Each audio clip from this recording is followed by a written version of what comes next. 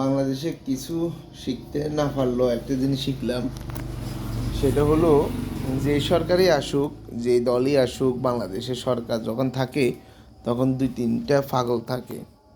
স্বরাষ্ট্র মন্ত্রণালয়ে যারা থাকে আমার মনে হয় এদের তার এমনি একটু ডিলে থাকে। শেখ হাসিনা আমলে যখন রানা প্লাজার দোষে গেছে, তখন বলছে যে রানা প্লাজার কীভাবে দোষে গেল, তারা বলতেছে যে আমার শিবির ধাক্কা দিয়ে রানা প্লাজা ফালাই দিছে। আর 2025-এ এসে আপনার স্বরাষ্ট্র উপদেষ্টার কাছে যখন প্রশ্ন করে যে এই 24-এ সহিংসতা যে অস্ত্রগুলো হারিয়ে গেছে, এগুলো এখনও না খুঁজে নির্বাচনটা দেয়া কি উচিত ছিল, সাংবাদিকের প্রশ্ন ছিল। স্বরাষ্ট্র উপদেষ্টা উত্তরে বলতেছে আমি এগুলোতে না যাই, আলুর দাম বাড়লো কেন, পেঁয়াজের দাম 35 টাকা কেন হলো, নতুন আলু আসতেছে। দেশটা আসলে পাগলেই ভুলে গেছে।